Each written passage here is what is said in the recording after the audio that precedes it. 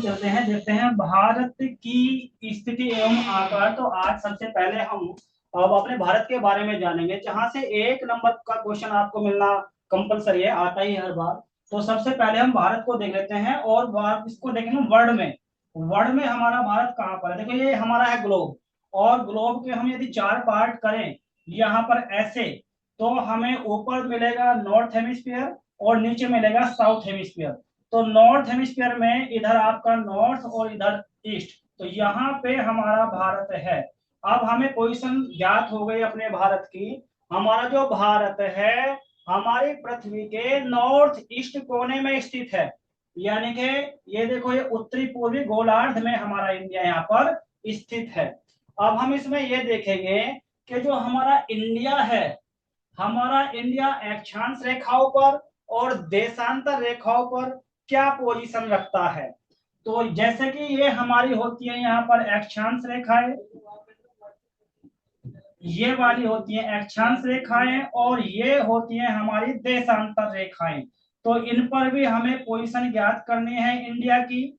ठीक है, तो इसमें हम देखेंगे कि जो हमारा इंडिया है, हमारा इंडिया जिसकी जो आकृति है वो इस तरह की है, एक पतंग के आकार की है, जिसको बोलते हैं पैरेललोग्राम। ठीक है, तो चतुष्कोणीय आकृति है हमारे इंडिया की। और इसका जो ये यहाँ पर पॉइंट होगा, जो हमारा जो पॉइंट होगा,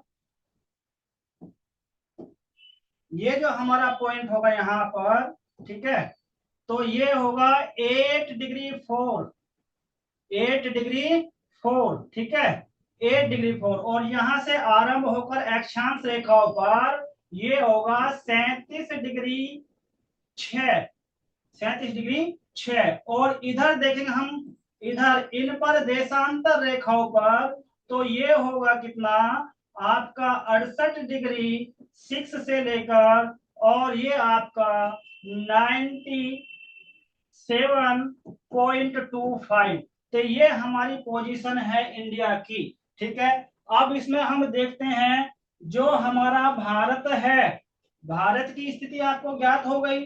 ठीक है, अक्षांश रेखाओं पर और देशांतर रेखाओं पर। लेकिन ध्यान रखना, जो हमारी अक्षांश रेखाएं हैं इन पर 1 डिग्री बराबर होता है 111 किलोमीटर। अक्षांश रेखाओं पर 1 डिग्री बराबर 111 किलोमीटर, और देशांतर रेखाओं पर 1 डिग्री बराबर होगा 4 मिनट।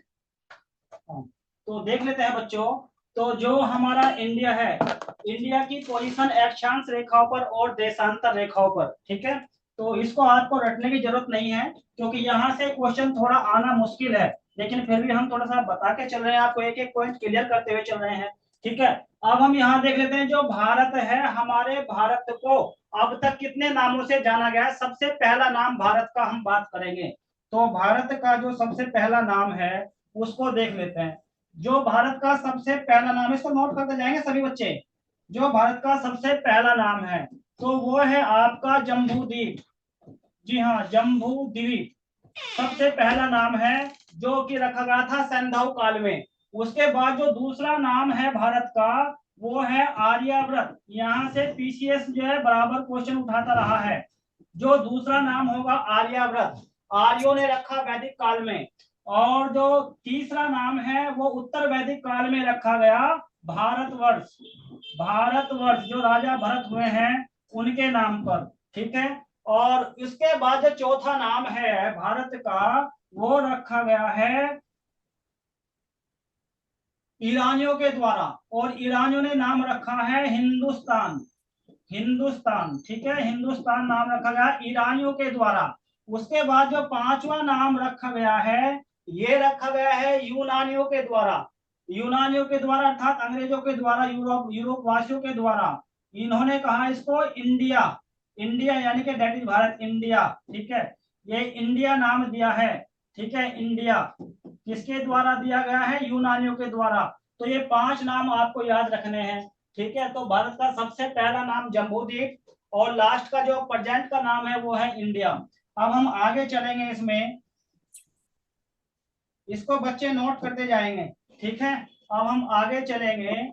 तो ये देख लेते हैं। देखो यहाँ पर देखो भारत का क्षेत्रफल देख लेना आप, जो है भारत की जनसंख्या के बारे में हमारे पास अभी निश्चित डेटा नहीं है। इसलिए यहाँ से क्वेश्चन नहीं पूछेगा, क्योंकि 2011 के बाद अभी तक जो है सर्वे नहीं हुआ है।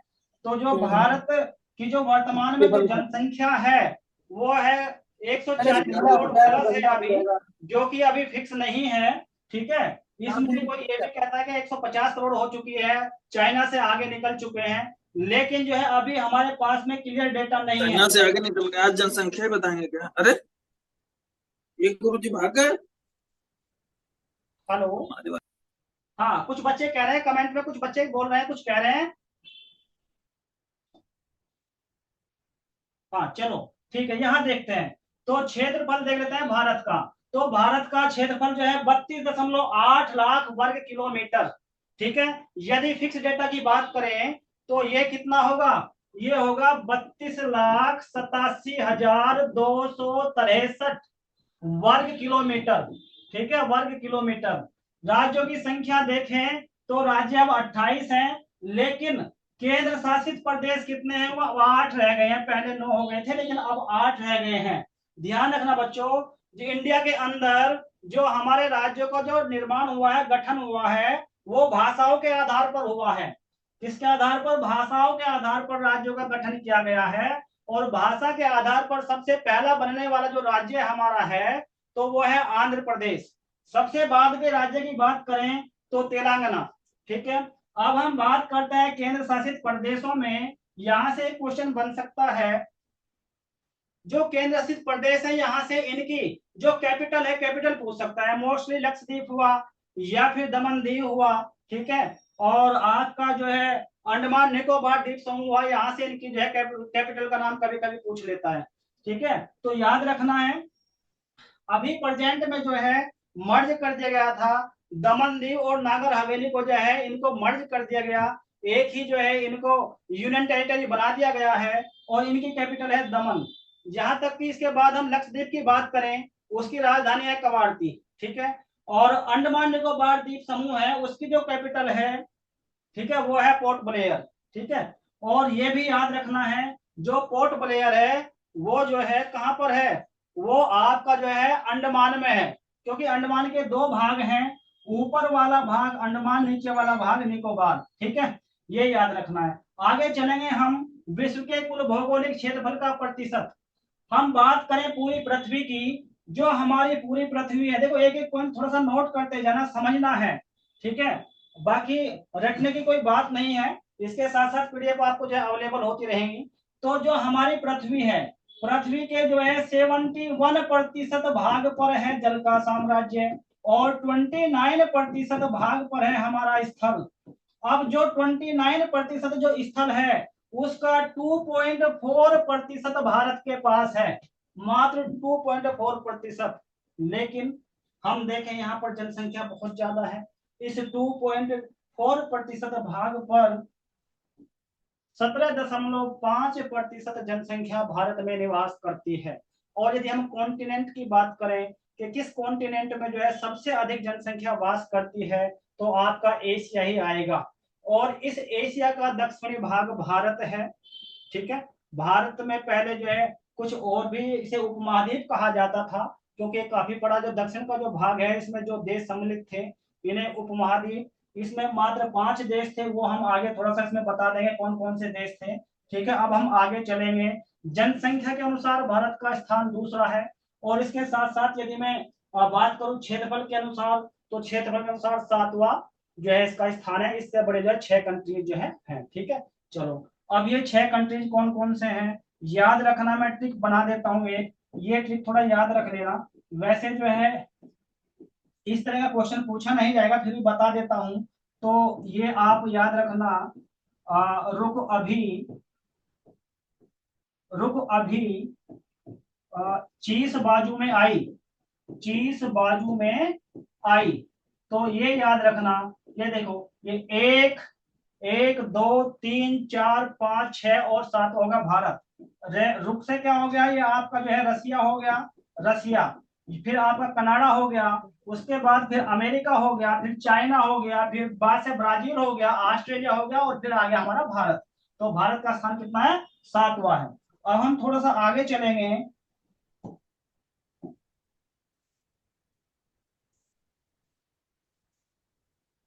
थोड़ा सा जल्दी हमें इसको जो है प्ले करना है, क्योंकि बहुत आपका सिलेबस बहुत ज्यादा है। मैं बता दूं, सबसे ज्यादा जो सिलेबस है वो आपका जो है जीएस का ही है। जीएस में बहुत ज्यादा सिलेबस है और टाइम हमारे पास कुछ कम है। हाँ, अभी हम आ जाते हैं। ठीक है, ये देख लेते हैं।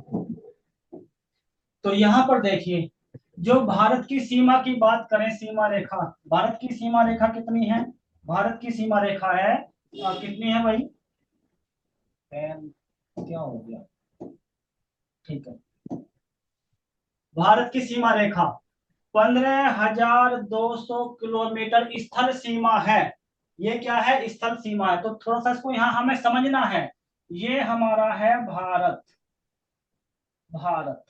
और ये हमारा होगा इधर प्रायद्वीपीय भारत, इधर जल का साम्राज्य है, इधर जल का साम्राज्य है। तो यहां से यहां तक की जो ये सीमा है, ये वाली सीमा, इसको बोलेंगे स्थलीय सीमा। क्या बोलेंगे? स्थलीय सीमा। और ये स्थलीय जो सीमा है ये है 15,200 किलोमीटर। ये थोड़ा ध्यान रखना है। यहां से यहां तक 14 राज्य भारत के इंटरनेशनल जो है बाउंड्री को शेयर करते हैं। यहां से जो क्वेश्चन आपका बनता है, पूछा जाएगा कि जो हमारा जो भारत है, भारत में कौन सा ऐसा राज्य है जो अकेले 3 ओर से किसी देश से घिरा हुआ है? तो वो है हमारा जो है त्रिपुरा। त्रिपुरा जो है बांग्लादेश से जो है 3 ओर से घिरा हुआ है। अब हम यहाँ बात कर लेते हैं यहाँ पर। ठीक है, जो प्रायद्वीपीय भारत है, प्रायद्वीपीय भारत में 9 राज्यों की सीमा जो है शेयर करती है। ठीक है, वाटर बाउंड्रीज बनाती है। और यदि बात आ जाए कि प्रायद्वीपीय दक्षिणी भारत का जो कोस्टल एरिया है, इसे कितने भागों में बांटा गया? तो 6 भागों में बांटा गया है। देखो 6 भाग हैं, 3 इधर हो गए, 3 इधर हो गए। ध्यान रखना बच्चों, ऊपर वाला जो गुजरात वाला भाग है, गुजरात और महाराष्ट्र दोनों को मिलाकर कहा जाता है सौराष्ट्र का कोस्टल एरिया, यानी कि सौराष्ट्र तटीय क्षेत्र। उसके बाद नीचे आ जाएगा कोकण तटीय क्षेत्र। उसके बाद नीचे क्या आ जाएगा? कोकण तटीय क्षेत्र। ये आपका यहाँ, ये आपका आ जाएगा कोकण तटीय क्षेत्र। कोकण तटीय क्षेत्र ये वाला देखो, ये यहाँ से 1 हो गया, 2 हो गया, 3 हो गया। ये सौराष्ट्र का तटीय क्षेत्र, कोकण तटीय क्षेत्र। और नीचे आ जाएगा आपका मालाबार तट।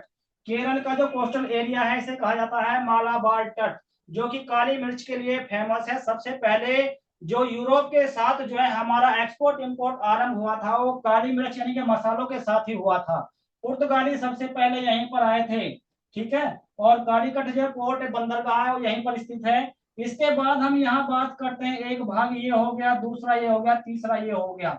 ठीक है, तो ये वाला जो भाग है, ये तमिलनाडु के आसपास का जो भाग है, केवल तमिलनाडु की बात करूंगा तो ये कहा जाएगा कोरोमंडल तट। यहाँ पर सुपारी की प्रोडक्शन ज्यादा होता है। चेन्नई जो आर्टिफिशियल जो हमारा पोर्ट है वो यहीं पर अवेलेबल है। और चेन्नई भारत का सबसे गहरा बंदरगाह है। फिर हम बात करेंगे, ऊपर जाएंगे तो आंध्र प्रदेश का आसपास का जितना भी कोस्टल एरिया है, ये मछली पकड़ने के लिए फेमस है। और इसे कहा जाता है आंध्र कोस्टल एरिया, आंध्र तटीय क्षेत्र। इसके बाद हम ऊपर चले जाएंगे और ये आपका जो है उड़ीसा और वेस्ट बंगाल दोनों को मिलाकर के जो ये क्षेत्र है, इसे कहा जाता है उत्कल तटीय क्षेत्र।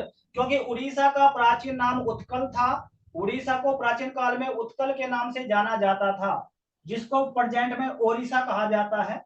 ठीक है, तो सही वर्जन अब ओडिशा है।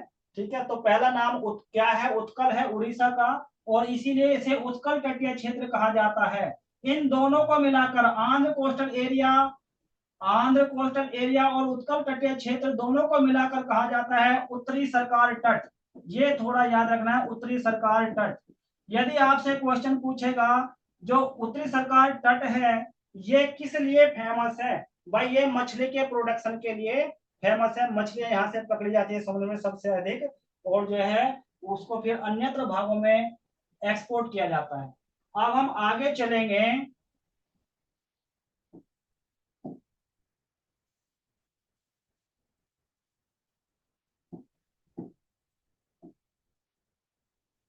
अब थोड़ा सा आगे देख लेते हैं। हाँ, भारत के पड़ोसी देशों के बारे में देखेंगे, ठीक है, इनके बारे में हम थोड़ा सा जानेंगे। भारत के पड़ोसी देश, ध्यान रखना बच्चों, यहां से जो क्वेश्चन आएगा आपसे ये नहीं पूछेगा कि किस देश के साथ कितनी लंबी बाउंड्री है इंडिया की, ऐसा नहीं पूछेगा। आपसे तो केवल ये पूछेगा कि भारत की कम सबसे कम बाउंड्री किसके साथ शेयर होती है, अफगानिस्तान के साथ। मात्र कितनी है, लगभग जो है 96 किलोमीटर, 96 किलोमीटर। और सबसे अधिक किसके साथ शेयर होती है, बांग्लादेश के साथ, और वो कितनी है, 4096 किलोमीटर लगभग। ठीक है, तो ये यहां से क्वेश्चन बनता है। ठीक है, अब हम बात करेंगे जो है भारत में क्षेत्रफल के आधार पर सबसे बड़ा राज्य कौन सा है, राजस्थान है। बहुत नॉर्मल क्वेश्चन है, सभी जानते हैं। और सबसे छोटे की बात आ जाए तो गोवा होगा, सबसे छोटा गोवा। ठीक है, अब हम आगे बात करेंगे भारत में क्षेत्रफल के आधार पर सबसे छोटा राज्य गोवा, देखो वही आ गया। अब आगे इसने जो है क्वेश्चन किया है, देखो वो यहां से अभी इसने नहीं दिया, हम यहीं से क्वेश्चन उठाएंगे। यहां से क्वेश्चन बनता है भारत में जनसंख्या के आधार पर सबसे बड़ा राज्य कौन सा है, तो जनसंख्या के आधार पर आपका उत्तर प्रदेश हो गया। और जनसंख्या घनत्व वाला राज्य कौन सा है, वो आपका महाराष्ट्र हो गया। सबसे अधिक शहरी जनसंख्या वाला राज्य कौन सा होगा, वो भी महाराष्ट्र होगा। और सबसे कम शहरी जनसंख्या वाला राज्य कौन सा होगा, वो आपका होगा हिमाचल प्रदेश। ठीक है, अब हम आगे चलेंगे और आगे क्वेश्चन देख लेते हैं यहाँ पर क्या क्या हमारे क्वेश्चन बन सकते हैं। ठीक है, तो ये क्वेश्चन से उसके आधार पर जो भी बनेगा सब हम उसको उठा के लेके चलेंगे। ठीक है, बाकी पीडीएफ आपके सामने है। अच्छा, भारत की लंबाई चौड़ाई, ठीक है, इस नॉर्मल एग्जाम में थोड़ा सा पूछ लेता है तो लंबाई कितनी है भारत की। ठीक है, तो ये जैसे हमने ये बनाया था, भारत की आकृति जो हमने बनाई थी इस तरह से, तो थोड़ा बच्चों ध्यान रखना, भारत की ऊपर से नीचे को ये तो है इसकी जो है लेंथ, और इस तरफ होगी वेस्ट टू ईस्ट होगी ब्रेथ। जो भारत की लेंथ होगी, लेंथ है 3214 किलोमीटर। ठीक है, और ब्रेथ की बात करेंगे तो ब्रेथ होगी जो है 2933 किलोमीटर।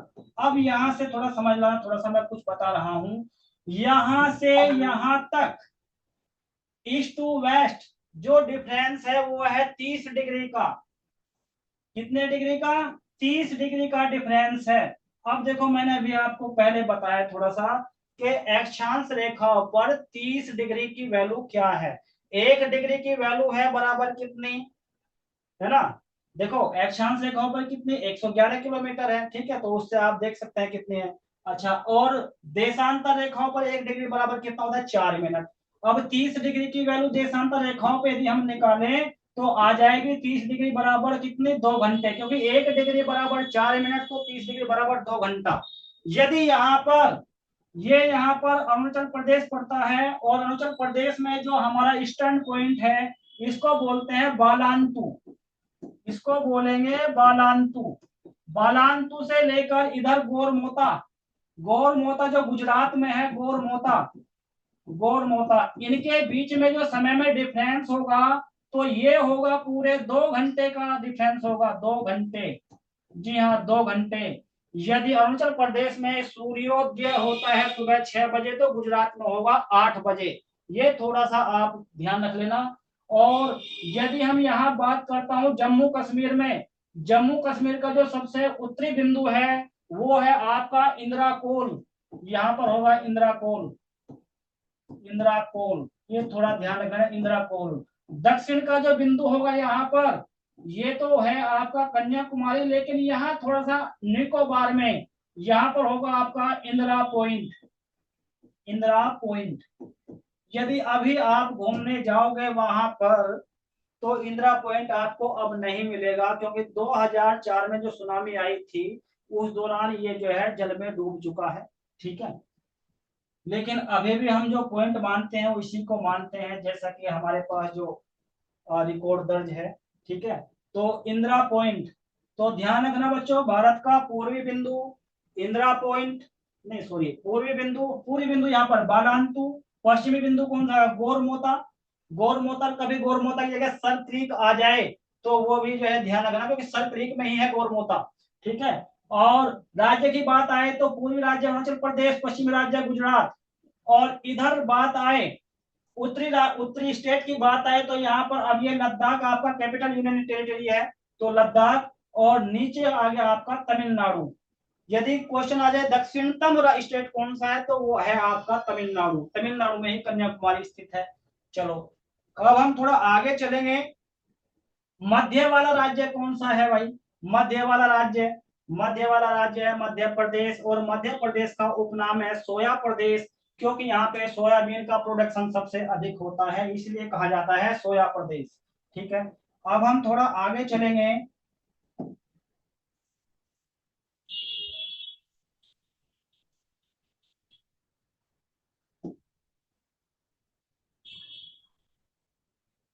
अच्छा, अब कर्क रेखा के बारे में देख लेते हैं। देखो बच्चों, दो क्वेश्चन तो आपको बिल्कुल याद रखने ही हैं।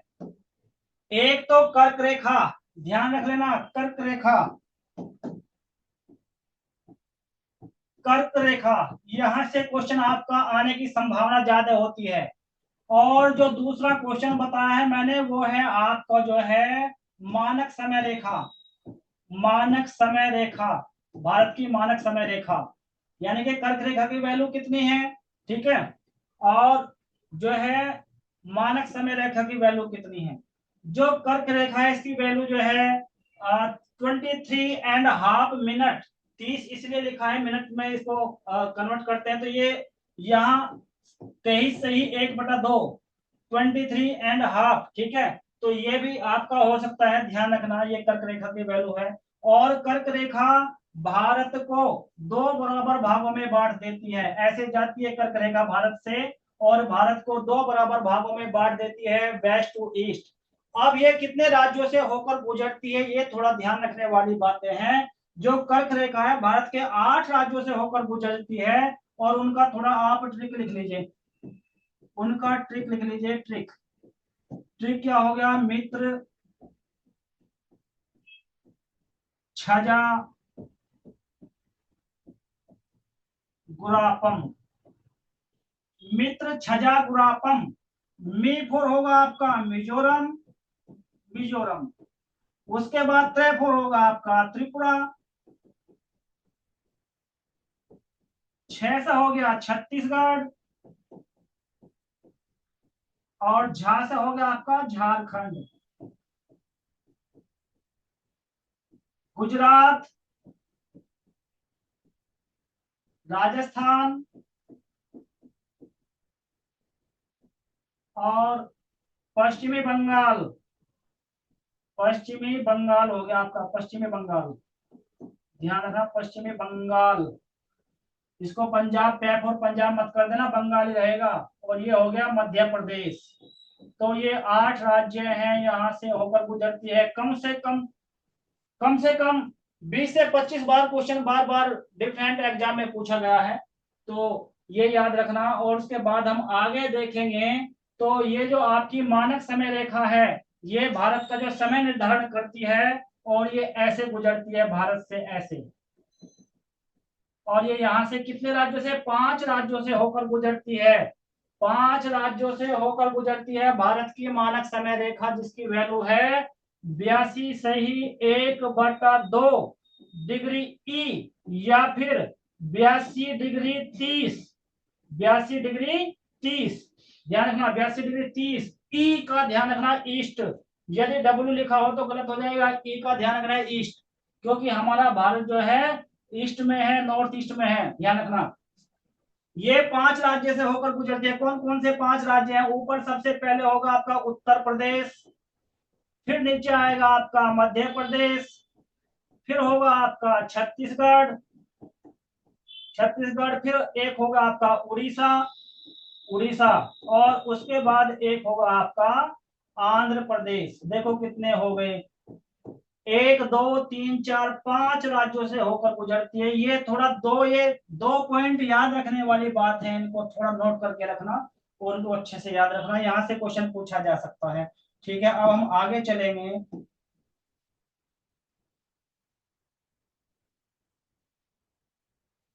अच्छा, चलो ये हो गया, विस्तार आपका हो गया। ठीक है, हाँ ये भी हो गया। अब यहाँ आ जाते हैं।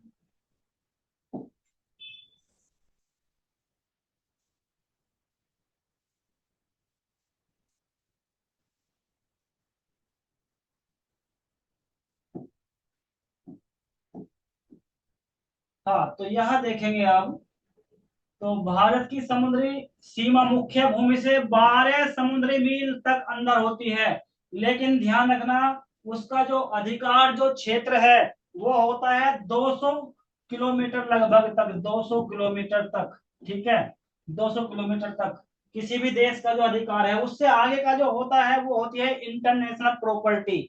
जैसे कि आपने देखो दक्षिण चीन सागर।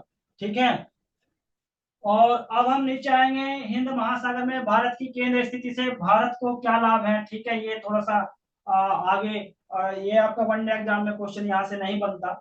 ठीक है, ये लिखित एग्जाम के लिए। अब हम आगे चलते हैं। ठीक है, थोड़ा सा और आगे चलेंगे। ठीक है, इसके बारे में तो जब हम पोर्ट वगैरह के बारे में पढ़ाएंगे उसके बारे में बता देंगे आपको। तो अच्छा यहाँ आ जाइए, विशाल प्राकृतिक बंदरगाह पड़ोसी। ठीक है, छोड़ दो, और आगे आ जाओ। अच्छा, ठीक है, ये हो गया था, ये हो गया। अच्छा, स्टेट की राजधानी, बड़ा आसान क्वेश्चन है, यहाँ से क्वेश्चन नहीं बनेगा, ये तो सभी को याद है। यदि स्टेट की राजधानी याद करनी है तो केवल द्वीपों के बारे में आपको पढ़ना होगा। अच्छा, भारत के केंद्र शासित प्रदेश। ठीक है, इनके बारे में भी। ठीक है, इनकी ये राजधानियां ये आपको याद करनी है, ये राजधानियां आपको थोड़ा सा ये याद रखनी है थोड़ा सा। ठीक है, ध्यान रख लेना। ठीक है, चलो अब और थोड़ा आगे चलेंगे।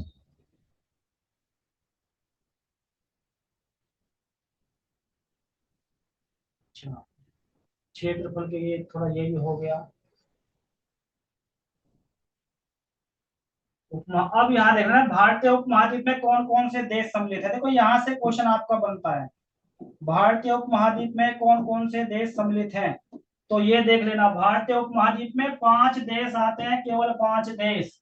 उनमें कौन कौन से हैं, देखो एक तो ये हो गया आपका पाकिस्तान, दूसरा हो गया आपका नेपाल, भूटान और बांग्लादेश। ठीक है, और एक भारत। तो मात्र 5 देश भारतीय उपमहाद्वीप में शामिल है, ये याद रख लेना। ये पीएससी ने कई बार क्वेश्चन पूछा है। ठीक है, अब हम और आगे चलेंगे।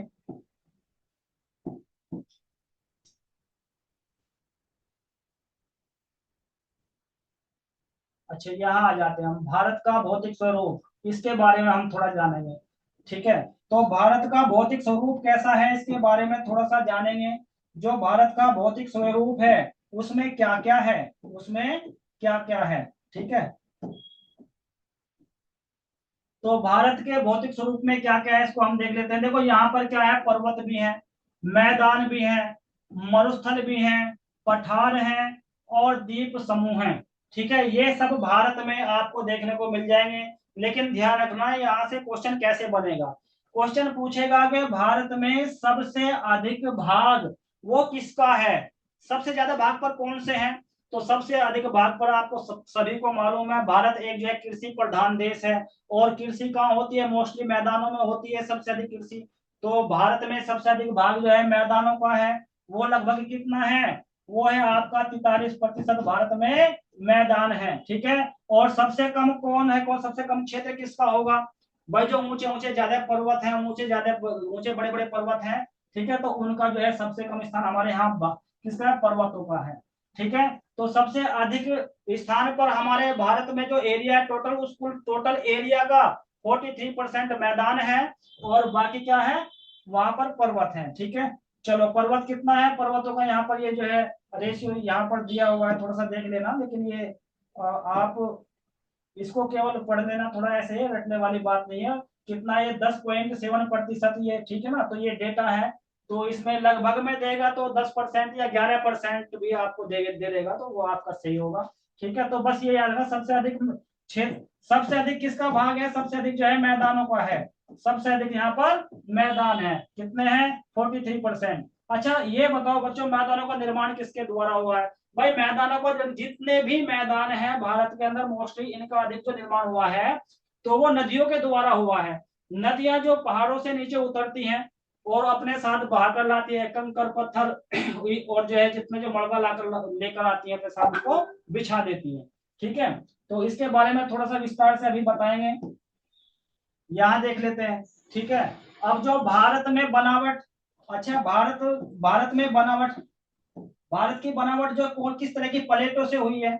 ठीक है, तो मैं बता दूं आपको, कुल जो है 4 प्रकार की जो है प्लेटें होती हैं। ठीक है, 4 प्रकार की जो है प्लेटें हैं, लेकिन विस्तृत रूप से देखेंगे तो वो अब प्रेजेंट में जो हम 7, हमारे कॉन्टिनेंट कितने 7 हैं, तो उनके नाम पर ही हमने उनके कुछ नाम दिए हैं। ठीक है, 7 कॉन्टिनेंट है और उनके नाम पर ही कुछ नाम दिए हैं। यूरेशियन प्लेट हो गई, तो जो हमारा इंडिया है किस पर है, तो हमारा इंडिया यूरेशियन प्लेट के ऊपर स्थित है। एशिया और यूरोप दोनों कॉन्टिनेंट जो है यूरेशियन प्लेट के ऊपर अवेलेबल है। और इसके जो भाग हैं, इसमें इंडिया में देखो इसके भी कुछ भाग हैं। ये जो हमारा इंडिया है, ध्यान रखना, ये वाला इंडिया, इंडिया का जो दक्षिण भाग है ये बना हुआ है गोंडवाना लैंड से। गोंडवाना लैंड, गोंडवाना लैंड का भाग है ये। और इसकी बात करेंगे यहाँ पर, ये वाला भाग जो ये वाला भाग है जहां पर हिमालय, उत्तरी भाग, उत्तरी भाग जो बना है ये अंगारा लैंड से बना है, ये उसका भाग है। ठीक है, अंगारा लैंड का भाग है उत्तरी भाग, और दक्षिण भाग जो है गोंडवाना लैंड का भाग है। ठीक है, चलो अब हम आगे चलेंगे इसमें।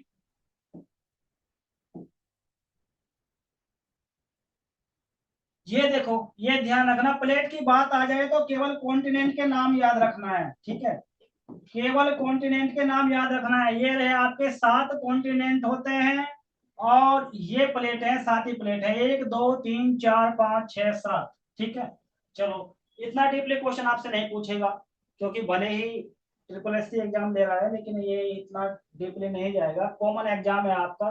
ठीक है, तो वो कॉमन ही आपसे पूछेगा। ठीक है, चलो अब हम बात कर लेते हैं भारत का भौगोलिक विभाजन हमारा जो चल रहा है इसके बारे में। तो ये आगे देखेंगे, इसकी आकृति, हिमालय पर्वत श्रृंखला के बारे में आ जाते हैं सबसे पहले। ठीक है, तो इसको देख लेते हैं।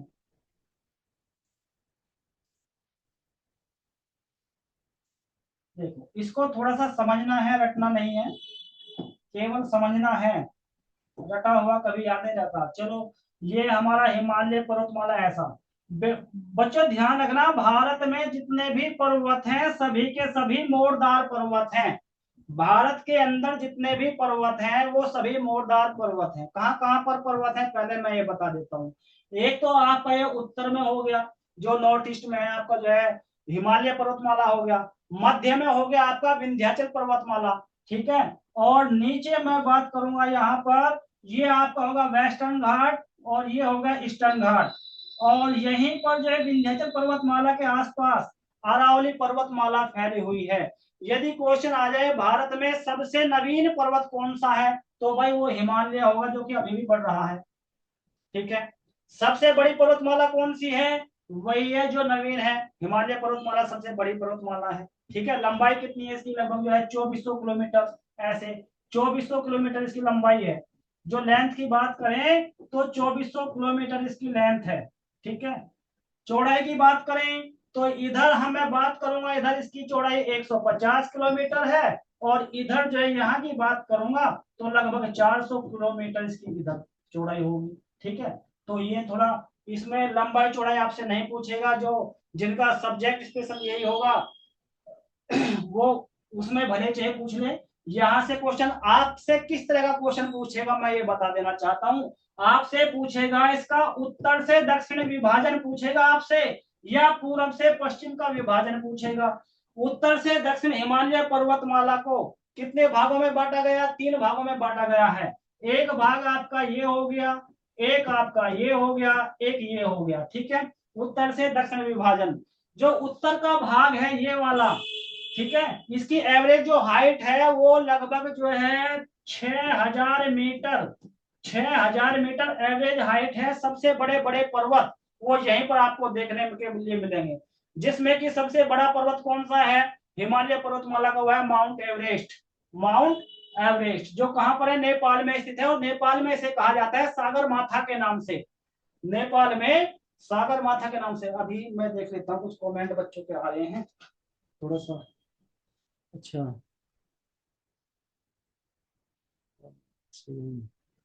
पांडे, वो इस यार, अच्छा चलो ठीक है, देखते हैं। अच्छा, हाँ, तो यहाँ हम देखेंगे इधर, तो ये आपका जो है ये 2400 किलोमीटर इसकी जो है लेंथ हो गई, ब्रेथ। यहाँ पर पश्चिम में कुछ ज्यादा है तो पूर्व में कम है। और ध्यान रखना, इसका जो ये वाला भाग है, इसे कहा जाता है ट्रांस हिमालय या महान हिमालय। महान हिमालय, महान हिमालय। मध्य वाले भाग को ध्यान रखना, निम्न हिमालय कहा जाता है या मध्य हिमालय, निम्न या मध्य हिमालय। फिर नीचे, सबसे नीचे का भाग को कहा जाता है शिवालिक। शिवालिक, ये शिवालिक कहा जाता है, ठीक है। तो इसमें मैं बता दूं कि जो है महान हिमालय है, इसका निर्माण हुआ है ग्रेनाइट पत्थर से। जो महान हिमालय है, ये जो है मोस्टली अधिकतर जो है बर्फ से ढका रहता है, और इसका निर्माण जो है ग्रेनाइट पत्थर से हुआ है। मध्य हिमालय का निर्माण लाल बलुआ पत्थर से हुआ है। शिवालिक पत्थर, जो शिवालिक है, शिवालिक, इसका निर्माण भी लाल बलुआ पत्थर से हुआ है। और शिवालिक का जो पश्चिमी भाग है, इसे कहा जाता है दून, और पूर्वी भाग को कहा जाता है द्वार। तो ये थोड़ा ध्यान रखना। अच्छा, आपसे पूछा जाए कौन सा हिमालय जो है सबसे अधिक नीचा है, तो भाई सबसे अधिक नीचा तो शिवालिक है। यहाँ से हम आरंभ करें, शिवालिक। कौन सा हिमालय, कौन सा भाग जो है अपनी घाटियों के लिए प्रसिद्ध है, तो घाटियों के लिए प्रसिद्ध है वो है आपका जो है निम्न हिमालय या मध्य हिमालय। वे घाटियों के लिए या पहाड़ी नगरों के लिए प्रसिद्ध है मध्य हिमालय, ठीक है। अब हम थोड़ा सा आगे चलेंगे, इसका विभाजन करेंगे हम पश्चिम से पूर्व की ओर। तो इसमें भी एक, दो, तीन, चार, चार भागों में विभाजन कर देंगे। एक, दो, तीन, चार। जो इसका विभाजन हमने देखो पश्चिम से पूर्वी जो विभाजन किया है, चार भागों में किया है। यहाँ पर ये कैसे किया है, नदियों के अनुसार, नदियों के आधार पर किया है, ठीक है। आपसे केवल नाम पूछ सकता है। तो इधर एक तो हो गया आपका पंजाब हिमालय, दूसरा हो गया आपका कुमायूं हिमालय, तीसरा हो गया आपका नेपाल हिमालय, और ये हो गया आपका असम हिमालय, ठीक है। यदि क्वेश्चन आ जाए कि हिमालय को पूर्वी भाग को, जो हिमालय का पूर्वी भाग है, इसे किस नाम से जाना जाता है, जी हाँ, ये इसे असम हिमालय के नाम से जाना जाता है, ठीक है, याद रख लेना। चलो, किस, और इसकी हिमालय की सबसे पूर्वी सीमा कौन सी नदी बनाती है, तो पूर्वी सीमा बनाती है इधर दिहांग नदी। दिहांग, दिहांग नदी। पश्चिमी सीमा कौन सी बनाती है, सिंधु नदी। सिंधु नदी पश्चिमी सीमा बनाती है। चलो, ये हो गया, हिमालय की कहानी खत्म हो गई। अच्छा, हिमालय में ध्यान रखना, हिमालय की सबसे ऊंची चोटी कौन सी है, माउंट एवरेस्ट, जो कि नेपाल में है। और भारत में हिमालय की सबसे ऊंची चोटी कौन सी है, तो वो है आपका जो है केटू। कौन सी है, केटू गॉडविन ऑस्टिन, ठीक है, जो कि भारत में हिमालय की सबसे ऊंची चोटी है, ठीक है। चलो, आगे देखेंगे दूसरे नंबर की कौन सी होगी भाई, दूसरे नंबर की है, चलो, ये कंचनजंगा, ठीक है, सिक्किम में। चलो आगे चलेंगे हम, अब थोड़ा सा दूसरे टॉपिक पर आगे देखेंगे इसमें क्या क्या है, ठीक है। चलो, यहाँ पर आ जाते हैं हिमालय की कहानी, ठीक है। और एक बात और ध्यान रखना, जहां पर आज हिमालय है, यहाँ पर कभी थेटिस नामक सागर हुआ करता था, ठीक है। और जहां आप हिंद महासागर और बंगाल की खाड़ी को देख रहे हैं, यहाँ पर कभी ये पहाड़ी या पर्वतीय क्षेत्र हुआ करता था। तो ये क्षेत्र तो नीचे धस गया, और ये जो है इधर, ये ऊपर निकल गया, थेटिस नामक जो सागर है, इसमें से ऊपर निकल गया। आप भी अब देखते हैं, आप जो अंडमान निकोबार द्वीप समूह है, ये क्या है, ये जल में डूबे हुए पर्वतों के सिरे ही आपको ऊपर दिखाई दे रहे हैं, ठीक है। बात करेंगे इधर लक्षद्वीप, तो लक्षद्वीप जो है, ये क्या है, ये कोरल रॉक से जो है निर्मित एक जो है द्वीप समूह है। क्वेश्चन पूछा जा सकता है, भारत में कौन सा द्वीप समूह का निर्माण मूंगे की चट्टान अर्थात कोरल रॉक्स के द्वारा हुआ है, तो वो है आपका लक्षद्वीप, ठीक है। लक्षद्वीप मात्र जो है कितना, 36 किलोमीटर स्क्वायर किलोमीटर में है, कितना, 36 वर्ग किलोमीटर उसका कुल एरिया है लक्षद्वीप का। और ठीक है, और नहीं, सॉरी, गलत बोला, 36 द्वीप है वहां पर, वो तो 36 द्वीपों का समूह है, 36 द्वीपों का समूह है, और जिसमें जो है मात्र 10 पर जो है जीवन, मतलब मानव वहां पर रहते हैं, बाकी जो 26 है वो वीरान है, जंगल पड़े हुए हैं, ठीक है, छोटे छोटे द्वीप हैं। राजधानी क्या है लक्षद्वीप की, लक्षद्वीप की राजधानी कवारती है। ठीक है, कहां पर अवेलेबल है? अरेबियन सी में स्थित है। और अंडमान निकोबार की राजधानी क्या है? ठीक है, तो वो पोर्ट ब्लेयर है। वो कहां पर है? बे ऑफ बंगाल में अवेलेबल है। ठीक है, चलो अब हम आगे चलेंगे।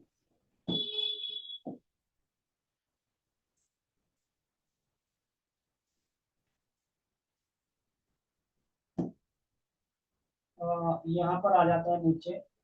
ये सब हो गया हमारा, पंजाब हिमालय हो गया, कुमाऊं हिमालय, नेपाल हिमालय, असम हिमालय, इसको हमने समझा दिया है। अब आगे चलेंगे। अब यहाँ पर आ जाते हैं, निम्न हिमालय के बारे में भी हो गया है। ठीक है, चलो नीचे आएंगे हम। अ, हिमाचल में पाए जाने वाले प्रमुख दर्रे। अच्छा, ये थोड़ा सा देख लो, दर्रों से कभी कभी क्वेश्चन पूछ लेता है। दर्रों से कभी कभी क्वेश्चन पूछ लेता है। तो ध्यान रख लेना, जो हिमाचल में पाए जाने वाले दर्रे, तो आपसे यदि क्वेश्चन पूछ ले दर्रों के बारे में, या तो जम्मू कश्मीर से पूछेगा या उत्तराखंड के बारे में पूछेगा। ठीक है, तो आपका जो है ये कराकोरम दर्रा, याद रख लेना, यदि आपसे दर्रों का क्रम पूछे तो सबसे उत्तर में होगा आपका कराकोरम दर्रा। कहां पर है? जम्मू कश्मीर में है। कहां पर है? जम्मू कश्मीर में है। ठीक है, और सबसे नीचे का उत्तराखंड में जो दर्रा होगा वो आपका होगा सिप किला दर्रा, जो कि उत्तराखंड में है। जो कि उत्तराखंड में है। ठीक है, ये थोड़ा सा यहाँ से पॉइंट थोड़ा सा देख लेना इसको। अब हम आगे चलेंगे। ठीक है, ये पश्चिम से पूर्वी विभाजन हिमालय का ये भी हम करा चुके हैं। नदियों के बारे में बता चुके हैं यहाँ पर ऊपर से ऊपर से। ठीक है, अब आगे उत्तरी मैदान की बात आती है। ठीक है, इसको अब थोड़ा सा देख लेते हैं। ठीक है, जो हमारा उत्तरी मैदान है, ठीक है, जो हमारा उत्तरी मैदान है, इसके बारे में थोड़ा सा जानेंगे। ठीक है, ये ध्यान रखना, जो हमारा उत्तरी मैदान है ये हिमालय पर्वतमाला के पैरेलल फैला हुआ है।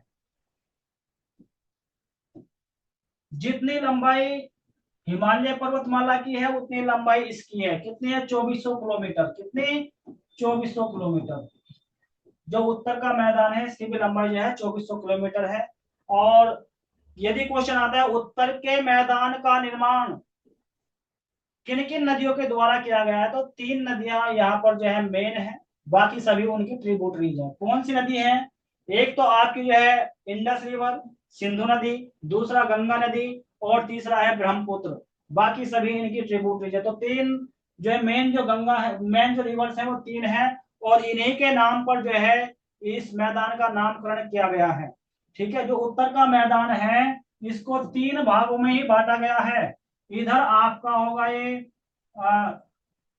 ठीक है, तो ये पंजाब का मैदान, ठीक है, पंजाब का मैदान के नाम से जाना जाता है। इधर ये आपका गंगा का मैदान, यानी कि सिंधु नदी का मैदान। पंजाब में कौन सी नदी बहती है? सिंधु नदी। ठीक है, तो ये सिंधु का मैदान हो गया, गंगा का मैदान हो गया, और ये आपका ब्रह्मपुत्र का मैदान हो गया। ठीक है, अब ध्यान रख लेना, सबसे बड़ा मैदान कौन सी नदी का है? जो भारत में सबसे लंबी नदी है, कौन सी है? गंगा नदी। गंगा नदी, जी हाँ, गंगा नदी का जो गंगा का मैदान है वो सबसे अधिक है भारत में। ठीक है, और गंगा नदी की जो लंबाई है वो 2500 किलोमीटर है, जो कई राज्यों को कवर करती है। ठीक है, चलो अब इनमें हम देखेंगे, जो उत्तर का मैदान है ये किस लिए फेमस है? भाई, जो हमारा उत्तर का मैदान है मोस्टली भारत में 70% प्लस प्रोडक्शन, जो खेती बाड़ी का कार्य होता है उत्तर के मैदान में होता है। इसीलिए इसे भारत का क्या कहा जाता है? भारत का अन्न भंडार के नाम से जाना जाता है। उत्तर के मैदान को भारत का अन्न भंडार के नाम से जाना जाता है। और जहां पर रहने के लिए जो है समतल मैदान हो, और फर्टाइल वहां पर जो है भूमि हो, ठीक है, और अनुकूल जलवायु हो, वहीं पर पब्लिक अधिक रहना पसंद करती है। इसीलिए उत्तर का मैदान सबसे अधिक जनसंख्या वाला क्षेत्र है। यदि क्वेश्चन आ जाए भारत में सबसे अधिक जनसंख्या वाला क्षेत्र की बात आती है, तो क्षेत्र है हमारा जो है उत्तर का मैदान। आपका बिहार, वेस्ट बंगाल, उत्तर प्रदेश, पंजाब, ये सब कहाँ आते हैं? उत्तर के मैदान में ही तो आते हैं, है? हमारा दिल्ली भी उत्तर के मैदान में अवेलेबल है। ठीक है, तो वो भी यहीं पर है। तो ये पंजाब, हरियाणा, ये सब ये कहाँ उत्तर के मैदान में आते हैं। इसलिए घना बसा क्षेत्र है। यहाँ पर जो है अनुकूल जलवायु और फर्टाइल भूमि होने के कारण, और खेती बाड़ी के लिए, ठीक है, उपयुक्त धरातल होने के कारण ये सबसे घना क्षेत्र, घना बसा क्षेत्र है भारत का। ठीक है, चलो अब हम आगे चलेंगे।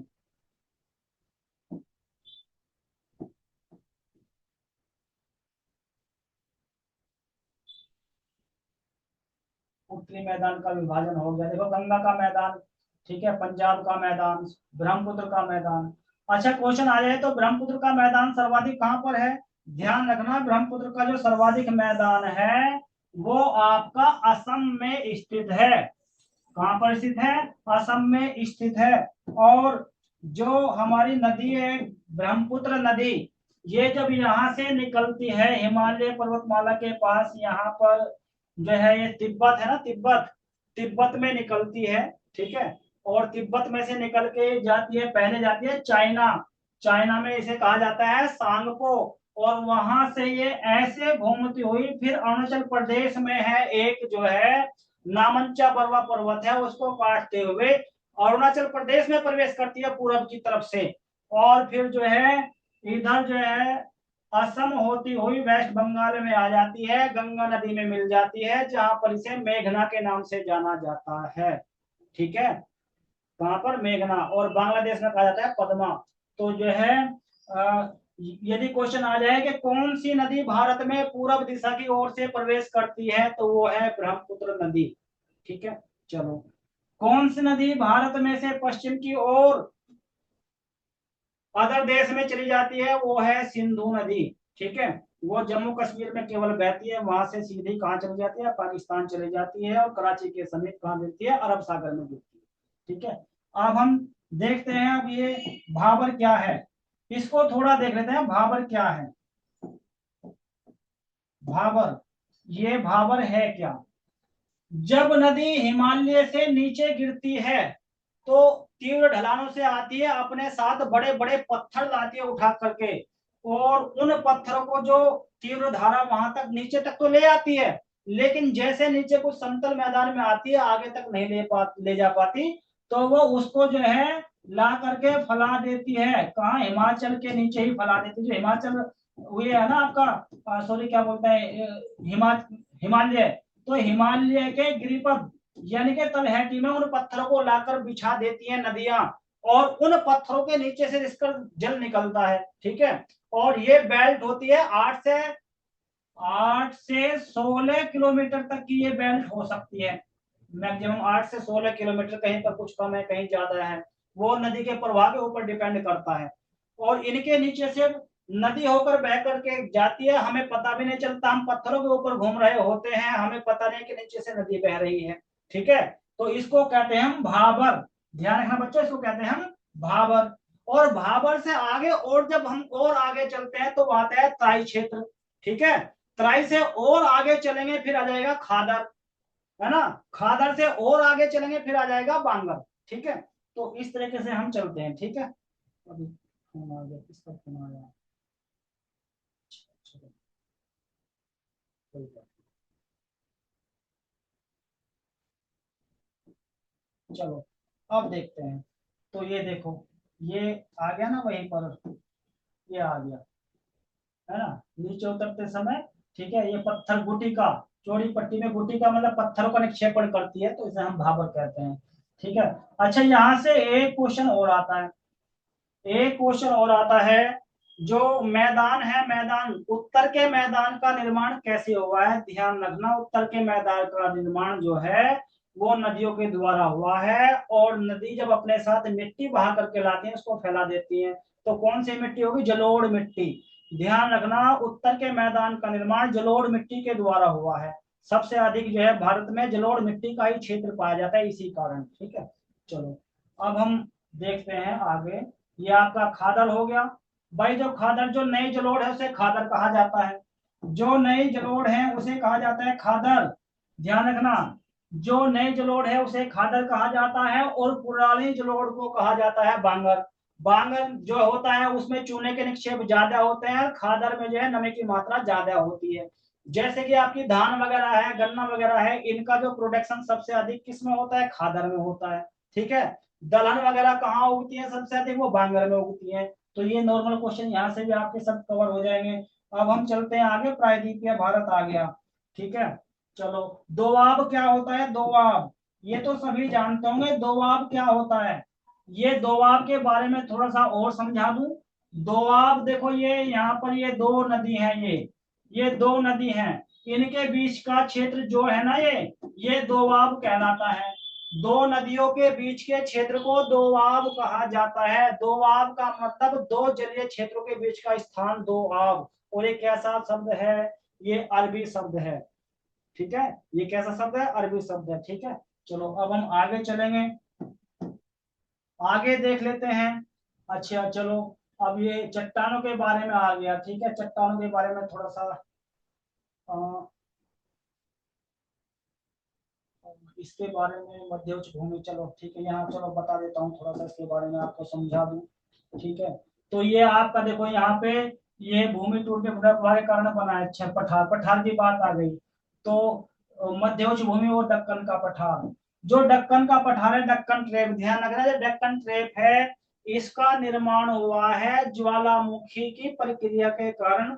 यहाँ से कभी जो यहाँ पर बेसाल्ट चट्टाने हैं, उन चट्टानों का निर्माण ज्वालामुखी की प्रक्रिया के कारण हुआ था, और बेसाल्ट चट्टानों का ऊपरी भाग के टूटने फूटने से यहाँ पर विस्तार हुआ है ब्लैक सोइल, काली मिट्टी का, ब्लैक सोइल, काली मिट्टी। अच्छा, यहाँ से क्वेश्चन जो बनता है वो बनता है कि दक्कन के पठार पर किस प्रकार की मिट्टी का निर्माण हुआ है, मतलब जब फैला हुआ है, तो ब्लैक सोइल, काली मिट्टी का। काली मिट्टी ऐसी मिट्टी होती है, एक बार आपने इसकी सिंचाई कर दी तो कई महीने तक सिंचाई करने की जरूरत नहीं है। ठीक है ना, तो ऐसी होती है ब्लैक सोइल जो मिट्टी। और इसमें जो है सूखने पर इसमें गहरी दरारें पड़ जाती है, जिसके कारण जो है स्वतंत्र नाइट्रोजन जो है नीचे भूमि के अंदर तक चली जाती है और फर्टिलाइजर का काम करती है। ठीक है, नाइट्रोजन फ्री में मिलती है। चलो अब हम बात करते हैं जो है मध्य उच्च भूमि क्या है, मध्य उच्च भूमि। ठीक है, मध्य उच्च भूमि जो चंबल के जो बीहड़ हैं, चंबल के जो बीहड़ हैं उनके आसपास का जो क्षेत्र है ना, उसे हम मध्य उच्च भूमि के नाम से जानते हैं। ये बड़ा उथल पुथल वहां का एरिया है। ठीक है, मध्य उच्च भूमि का निर्माण, ठीक है, तो किसके द्वारा, चंबल के बीहड़ के द्वारा इसका निर्माण हुआ है। ठीक है, सबसे अधिक भाग कहाँ है इसका, मध्य प्रदेश में है। ठीक है, चलो दक्कन ट्रेप के बारे में हमने बता ही दिया। जो ब्लैक सोइल होती है, काली मिट्टी होती है, इसे काली कपासी मिट्टी के नाम से भी जाना जाता है, क्योंकि इसमें कपास की पैदावार सर्वाधिक होती है। ठीक है, चलो जब मिट्टी का हमने टॉपिक उठा लिया है तो इसको भी मैं बता दूं। ठीक है, तो इसमें सबसे अधिक प्रोडक्शन किसका होता है, कपास का होता है। इसके साथ साथ मैं बात करूंगी लैटराइट मिट्टी की। लैटराइट मिट्टी, ठीक है, ये एक पहाड़ी क्षेत्रीय मिट्टी होती है, और इसमें जो है क्या उगाया जाता है, कॉफी और चाय उगाई जाती है। इसके साथ साथ में बात करूं सबसे कम जो भूमि कौन सी होती है, तो वो होती है आपकी जो है लाल मिट्टी। ठीक है, लाल मिट्टी, उसमें जो है उसका रंग जो है आयरन ऑक्साइड के कारण रेड होता है। ठीक है, अब बात करूं कि सबसे अच्छी क्वालिटी की मिट्टी कौन सी है, तो वो आपकी है दोमट मिट्टी, है ना, जिसको रेगड़ मिट्टी के नाम से भी जानते हैं, उसमें दलहन वगैरह उगाते हैं। ठीक है, सबसे सबसे अधिक क्षेत्र पर कौन सी मिट्टी फैली हुई है, वो मैंने बता ही दिया आपको, जलोढ़ मिट्टी फैली हुई है। ये थोड़ा सा ये यहाँ से क्लियर हमारा हो गया। ठीक है, चलो जलोढ़ मिट्टी किस लिए, क्योंकि ध्यान धान वगैरह जो धान धान की खेती करते हैं उसके लिए फेमस है। ठीक है, चलो अब हम आगे बात करेंगे, थोड़ा सा अपने टॉपिक पर वापस यहाँ आ जाते हैं। नर्मदा नदी, प्रायद्वीपीय पठार। अच्छा, नदी की बात आ गई यहाँ पर। ठीक है, चलो दक्षिण का पठार। अच्छा, ध्यान रखना जो हमारा दक्षिण का पठार है, अच्छा पठार होता क्या है, एक बात ये और बता दूं मैं आपको। जैसा कि ये हमारा मैदान है, उसमें थोड़ा सा ये एलिवेटेड पार्ट है, इसको बोलते हैं पठार, दैट इज पठार। ठीक है, ये पठार है। भाई मैदानी क्षेत्र में जब थोड़ा सा उठा हुआ एक भाग होता है ना, तो उसको हम पठार बोलते हैं। पठार क्या है, पठारों में जितने भी हमारे खनिज पदार्थ हैं वो पठारों से प्राप्त किए जाते हैं। ये आपका लोहा हो, है ना, आपका कॉपर हो, बॉक्साइट हो, एल्यूमिनियम हो, जितने भी हमारे खनिज पदार्थ मिनरल्स हैं, उनका स्टॉक केवल पठारों में है, इसके अलावा कहीं नहीं है, ध्यान रखना। ठीक है, चलो तो ये देख लेते हैं हमारा दक्षिण का पठार। दक्षिण का पठार, दक्षिण का पठार कहाँ पर है, दक्षिण का पठार, भाई इसकी आकृति कैसे, आकृति पूछ सकता है, कैसी है, त्रिभुजाकार है, ये भाग कैसा है, त्रिभुजाकार है। ठीक है, और 13 राज्यों में फैला हुआ है, उसके नाम इसमें मेंशन है। ठीक है, अब आगे देख लेते हैं। दक्कन ट्रेप के बारे में बता चुके हैं। भारतीय मरुस्थल के बारे में सुन लीजिए, ठीक है, जो हमारा मरुस्थल है इसके बारे में सुन लीजिए। भाई भारत में एक ही जगह मरुस्थल है, भारतीय महामरुस्थल, जिसको बोलते हैं थार मरुस्थल के नाम से जाना जाता है। ध्यान रखना, इस मरुस्थल का 90% भाग तो राजस्थान में है और 10% भाग गुजरात में है। कच्छ का क्षेत्र वगैरह वो सब इसी में आता है, कच्छ का रण क्षेत्र, ठीक है। चलो, अब जो है यहाँ पर सबसे गर्म स्थान कौन सा है, तो वो जैसलमेर, ठीक है।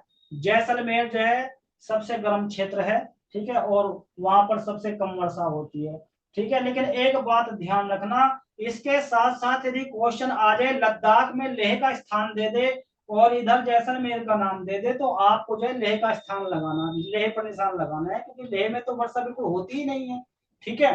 वो ठंडा रेगिस्तान के नाम से जाना जाता है, ठीक है। और लद्दाख, ठीक है, जो लद्दाख है, लद्दाख को ठंडा रेगिस्तान के नाम से भी जाना जाता है, ठीक है। तो ये थोड़ा ध्यान रखना है। लेह का नाम आ जाए, लेह का और जैसलमेर का साथ साथ नाम आ जाए, तो लेह पे आपको टिक करना है।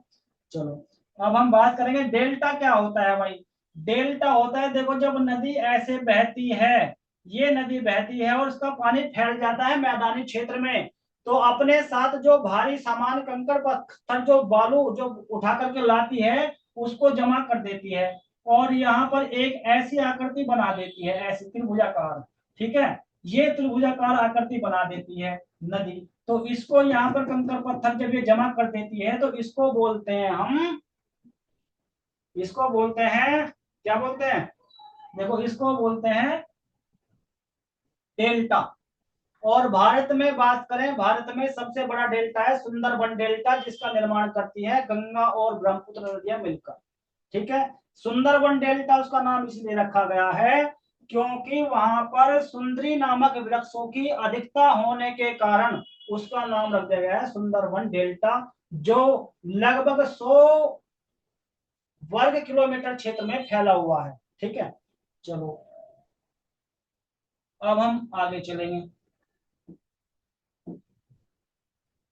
देखो ये रहा, डेल्टा का निर्माण जो किसके द्वारा होता है, अवसादों के जमा होने के कारण, ठीक है, अवसादों के जमा होने के कारण, ठीक है, डेल्टा का निर्माण होता है। तटीय मैदान की बात हो गई, तटीय मैदान हम इसमें बता चुके हैं आपको कोस्टल एरिया के बारे में।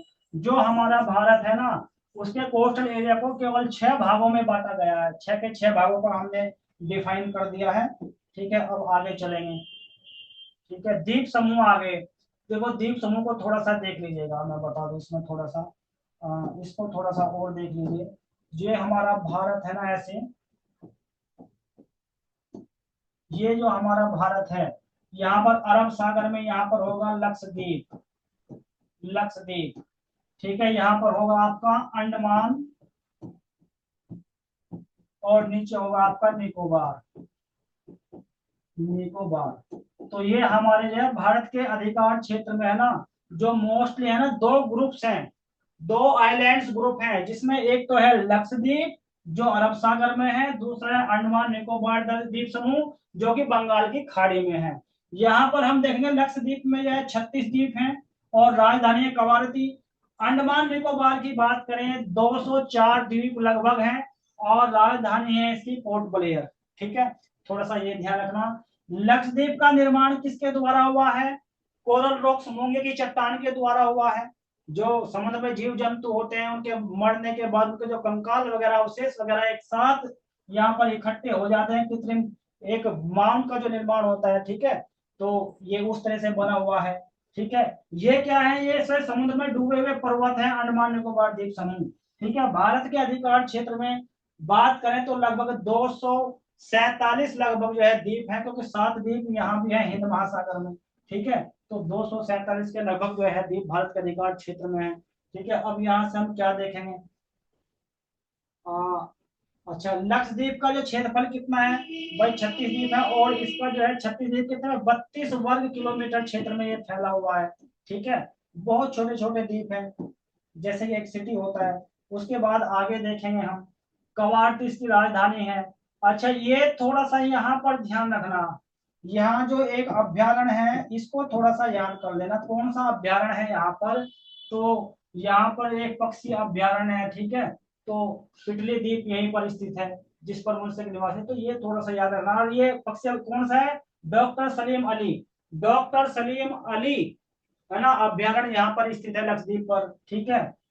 इसकी राजधानी अंडमान, कौन सी है, अंडमान एवं निकोबार द्वीप। चलो ठीक है, अब देख लेते हैं एक बैरन द्वीप। भारत में एक बैरन द्वीप नामक जो है एकमात्र सक्रिय ज्वालामुखी है। यदि क्वेश्चन आ जाए बैरन द्वीप कहाँ पर है, तो उत्तरी अंडमान में है। बस ये आपको ये पॉइंट यहाँ से याद रखना है। और हम आगे चलेंगे। बच्चों आपका सिलेबस में जल्द से जल्द कंप्लीट करा दूंगा, इसमें ज्यादा नहीं है, ठीक है।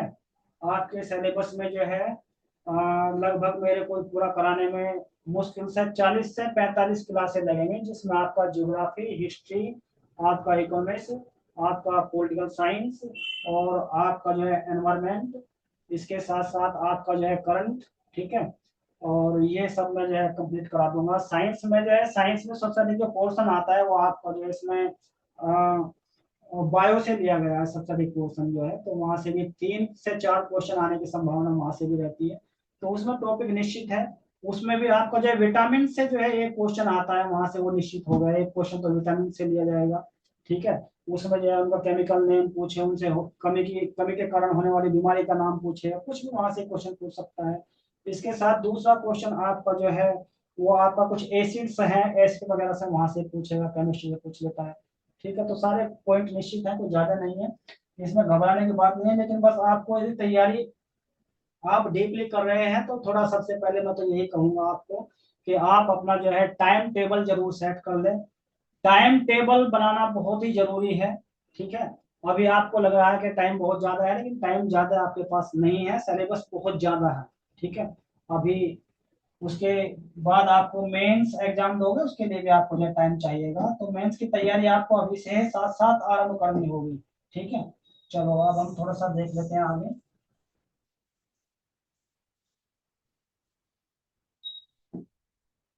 जीएस में तो आप हमारे ये टॉपिक पढ़ लेना, सारे टॉपिक हमारे जो है ये एनसीईआरटी पर आधारित है, कोई क्वेश्चन यहाँ से आपका बाहर नहीं होगा, सारे क्वेश्चन यहीं से आपको मिल जाएंगे, ठीक है। और ये मैं इसलिए नहीं कह रहा हूँ क्योंकि मैं पढ़ा रहा हूँ, मैं इसलिए नहीं कह रहा हूँ, मैं तो आप वास्तविकता आप देख लेना, आप जैसे क्लास ले रहे हैं तो अभी जो प्रीवियस पेपर्स हैं थोड़ा मैच कर लेना, देख लेना कि जो सर ने पढ़ाया है वहां से कुछ है उनमें आया हुआ है नहीं आया हुआ, ठीक है। पीसीएस के सभी को जो है जो प्री के जितने भी प्रीवियस पेपर्स हैं वो मिल जाएंगे आपको, ठीक है। गूगल वगैरह पर सर्च कर लेना, सब मिल जाएंगे। चलो देखते हैं हम यहाँ पर। तो ये हमारा जो है ये अफवाह, ठीक है। अफवाह का मतलब नदी क्षेत्र के बारे में आ गया, नदी तंत्र, ठीक है। अफवाह होता क्या है, एक क्षेत्र के नदी तंत्र की व्याख्या के लिए उपयोग किया जाता है। कोई भी नदी होती है, नदी का एक जो प्रभावी क्षेत्र होता है, जहां तक उसका प्रभाव होता है नदी का, उसे हम क्या बोलते हैं, उसको अफवाह बोलते हैं, ठीक है। चलो अच्छा, यहाँ पर अब मैं बात करूंगा जो भारत है हमारा। भाई भारत में जो नदी तंत्र है इसको 2 भागों में बांटा गया है।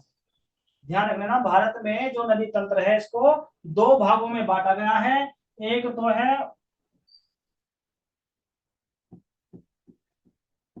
उत्तरी नदी तंत्र, उत्तरी नदी तंत्र, उत्तरी नदी तंत्र को क्या बोला जाता है, हिमालय की नदियां, हिमालय की नदियां, हिमालय की नदियां या सदाबहानी नदियां, सदा वहानी नदियां।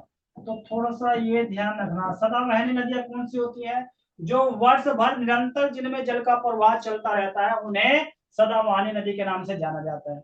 और हिमालय से जो नदियां जितनी भी आने वाली है उन सब में क्या है, बर्फ का स्रोत है, उनका स्रोत रिसोर्स क्या है, बर्फ है। तो बर्फ पिघलती रहती है और वर्ष भर जो है उनमें वो पिघल करके आती रहती है, तो इसलिए जो है ये नदियां वर्ष भर बहती रहती है, ठीक है। लेकिन जो नीचे दक्षिण भारत की नदियां हैं इन्हें मौसमी नदियों के नाम से जाना जाता है। मौसमी नदी, मौसमी नदी तंत्र, मौसमी नदियां दक्षिण भारत में मौसमी नदियां के नाम से इन्हें जाना जाता है, क्योंकि जब बरसात होती है तो उनमें बाढ़ आ जाती है और बरसात बंद हो जाती है, इनमें से कुछ नदियां सूख जाती है, ठीक है। तो अब हम बात करेंगे उत्तरी नदी तंत्र के बारे में, सबसे पहले बात कर लेते हैं। तो यहाँ पर एक तो होगा आपका ये सिंधु नदी तंत्र, सिंधु नदी तंत्र, दूसरा होगा आपका गंगा नदी तंत्र, और एक होगा आपका ब्रह्मपुत्र नदी तंत्र जो यहीं से निकल के आई है, ब्रह्मपुत्र नदी तंत्र, ब्रह्मपुत्र नदी तंत्र, ठीक है। इसके बारे में हम थोड़ा सा जान लेंगे, ठीक है। और इसके साथ साथ मैं बात करूं कि भारत में सबसे बड़ा नदी तंत्र कौन सा है, यहां से आपसे डायरेक्ट क्वेश्चन इस तरह से पूछे जाएंगे। तो भारत में जो सबसे बड़ा नदी तंत्र है वो है गंगा नदी तंत्र, ठीक है। क्या है? गंगा नदी तंत्र, ठीक है। उसके बाद दक्षिण भारत की बात करेंगे, दक्षिण भारत में सबसे बड़ा नदी तंत्र कौन सा है, तो वह है आपका जो है गोदावरी नदी तंत्र। तो गोदावरी दक्षिण भारत की सबसे बड़ी लंबी नदी है, और इसे जो है दक्षिण भारत की जो है गंगा या बूढ़ी गंगा के नाम से भी इसे जाना जाता है, ठीक है। और इसके साथ साथ एक बात और ध्यान रख लेना, जो है दक्षिण भारत में निरंतर बहने वाली नदी कौन सी है, निरंतर जो वर्ष भर, एक नदी ऐसी भी है जिसमें वर्ष भर पानी बहता ही रहता है, तो वो है आपकी कावेरी नदी। जो महाराष्ट्र में ब्रह्मपुत्र, जो ये आपका सॉरी क्या बोलते हैं, ब्रह्मगिरी, महाराष्ट्र में ब्रह्मगिरी जो हिल्स हैं वहां से निकल करके ये आपका जो है ये कर्नाटक तमिलनाडु होती हुई कहाँ चली जाती है, केरल चली जाती है, ठीक है। और केरल में जाकर कहाँ गिरती है, बंगाल की खाड़ी में गिरती है, ठीक है। जो जो भारत का जो सबसे पहला जो डैम बना था वो कावेरी नदी पर ही बना था, जिसे शिव समुद्रम के नाम से जाना जाता है, ठीक है। आज तो इसका नाम शायद मुझे लगता है गरसोपा या ऐसे कुछ नाम है। तो शिव समुद्रम जलप्रपात कहाँ पर बना हुआ है, वो कावेरी नदी पर बना हुआ है, ठीक है। चलो, और इस पर जो है अभी एक मतलब कुछ वर्षों जो है कुछ विवाद भी चल रहा था, शिव समुद्रम जलप्रपात बना हुआ है वहां पर। क्या होता है, जो बैंगलोर में जो है कर्नाटक अधिक पानी यूज कर लेता है, जिसके कारण जो है तमिलनाडु को जो है पानी कम पड़ जाता है बिजली बनाने के लिए। तो दोनों में जो विवाद बना हुआ है, ठीक है। चलो, अब हम आगे चलते हैं, ठीक है। तो यहाँ पर देख लीजिए, तो एक फिर आता है आपका जो है जल विभाजक, ठीक है। ये द्रोणी हो गई। तो विश्व की देखो, विश्व की सबसे बड़ी अपवाह द्रोणी की बात हो रही है, ध्यान रखना। देखो ये देख लेना, ये भारत है ना, ये विश्व की सबसे बड़ी अपवाह द्रोणी, ठीक है। तो कौन सी है, वो है अमेजन नदी। तो ये भी थोड़ा ध्यान रखना, थोड़ा सा इसको हम पहले क्लियर कर देते हैं थोड़ा सा। तो विश्व के बारे में आएगा तो कौन सी है, अमेजन नदी, ठीक है। तो ये अमेजन नदी, अमेजन नदी, अमेजन नदी विश्व की सबसे बड़ी अपवाह द्रोणी अमेजन नदी, ठीक है। कहाँ बहती है, दक्षिण अमेरिका में बहती है। कहाँ पर, भूमध्य रेखा के आसपास। अच्छा, इसके साथ साथ एक क्वेश्चन का एक और बनता है, क्वेश्चन आ जाए कि भारत में वर्ल्ड की बात करें, ठीक है। वर्ल्ड में सबसे अधिक वर्षा कहाँ होती है, सबसे ज्यादा वर्षा कहाँ होती है, वर्ष पूरे वर्ल्ड की बात हो रही, क्षेत्र की बात हो रही है, कोई विशेष कोई स्थान नहीं पूछा। यदि किस क्षेत्र में होती है, तो ध्यान रखना, सबसे अधिक जो वर्षा होती है वो होती है भूमध्य रेखा के क्षेत्र में, भूमध्य रेखा के क्षेत्र के आसपास। भूमध्य रेखा से 10 पॉइंट ऊपर देखो, ये जो भूमध्य रेखा है इसके ऊपर ये 10 डिग्री इधर नॉर्थ और 10 डिग्री साउथ, तो ये वाला जो क्षेत्र है इसमें सबसे अधिक वर्षा यहीं प्राप्त होती है। जब सबसे अधिक वर्षा यहीं प्राप्त होती है भूमध्य रेखा क्षेत्र में, तो सबसे बड़ी नदी भी वहीं होगी। तो नदियों में पानी किसका आ रहा है, बरसात का पानी आ रहा है, जितनी ज्यादा वर्षा होगी उतना ज्यादा पानी आएगा। तो अमेजन नदी, अमेजन जो द्रोणी है, अपवाह द्रोणी कहाँ पर है, सही अमेरिका में है, ठीक है, दक्षिणी अमेरिका में, ठीक है। और चलो अब आगे बढ़ेंगे, भारत की कौन सी है, भारत की है कौन सी द्रोणी भारत की सबसे बड़ी है, तो ध्यान रखना, ये आपका ब्रह्मपुत्र, ठीक है। और कहां पर है ये, जो मोस्टली किन क्षेत्र को प्रभावित करती है, ये आपका जो है पश्चिम बंगाल को, ठीक है। चलो आगे चलेंगे हम। अब बात आती है जल विभाजक की। अब ये जल विभाजक क्या है, थोड़ा सा इसको हम देख लेंगे। जल विभाजक, देखो बच्चों मैं बता दूं आपको, जब ये दो रिवर्स आपस में, देखो ये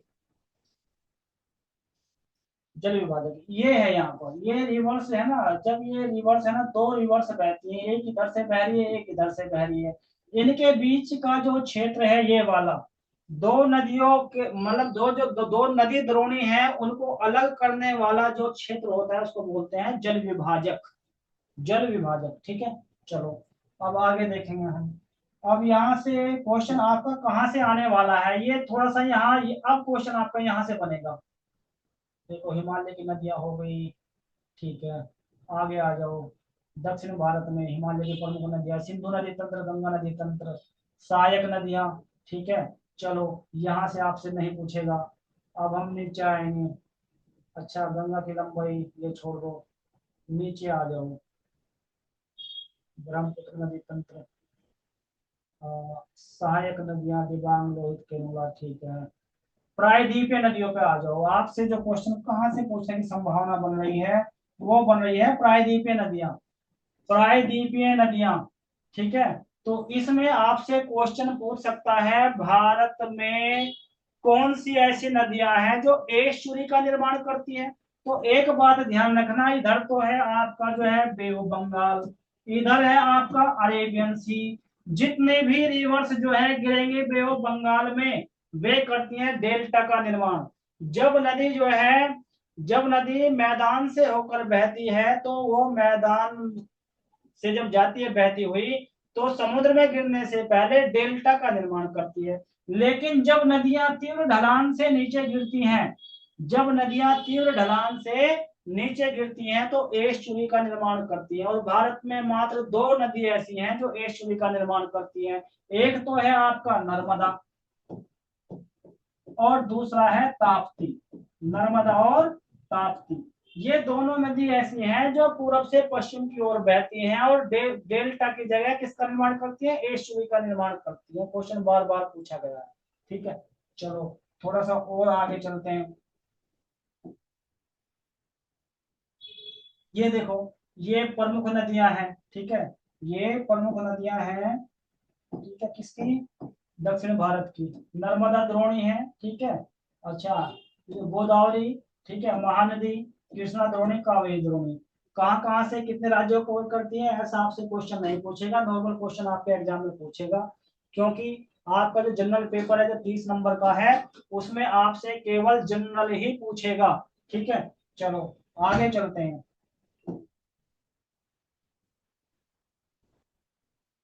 ये क्वेश्चन पूछा आपका नर्मदा, अच्छा देखो ध्यान रखना, ये आपसे क्वेश्चन पूछा है, नर्मदा का उद्गम मध्य प्रदेश में अमरकंटक पहाड़ से होता है, ठीक है, अमरकंटक पहाड़, ठीक है। और अमरकंटक जो पहाड़ है, ये किन पर्वतमालाओं में आता है, ये आता है विंध्याचल पर्वतमालाओं में, ठीक है। किस में आता है, विंध्याचल पर्वतमालाओं में, ठीक है। अब हम आगे चलेंगे, ठीक है।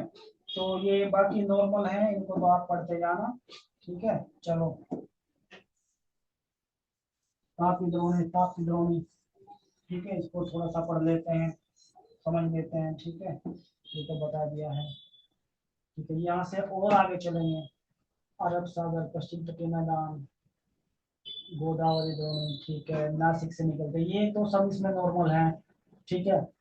इसकी सहायक नदियां हो गई, लंबाई हो गई, ठीक है। ये नहीं पूछेगा, लंबाई लंबाई ना याद करने के चक्कर में मत रहना, केवल नॉर्मल क्वेश्चन, ठीक है, नॉर्मल क्वेश्चन आपको पढ़ने हैं, ठीक है। अच्छा, झीलों की बात आ गई, देखो बच्चों एक बात याद रखना, जिस झील के पीछे न लिखा हो जाए ताल, किसी भी झील के पीछे यदि ताल लिखा हुआ है, नैनीताल वगैरह, ठीक है, इस तरह का, है ना, तो लिखा हुआ है, तो वो आपके होगी उत्तराखंड में। यदि झील के साथ जुड़ा आ जाए नाग, शेषनाग, जैसे शेषनाग, तो झील कहाँ होगी, जम्मू कश्मीर में, ठीक है। अब यहां से क्वेश्चन पूछेगा, क्या नॉर्मल क्वेश्चन पूछ सकता है, भारत में सबसे बड़ी झील कौन सी है भाई। मीठे पानी की झील की बात करें तो वुलर झील जम्मू कश्मीर में, वुलर झील जम्मू कश्मीर में। और खारे पानी की बात करें तो खारे पानी की है चिल्का झील, ठीक है। कौन सी है, चिल्का झील, जो कहां पर है, उड़ीसा में है, ठीक है। तो ये याद रखना है।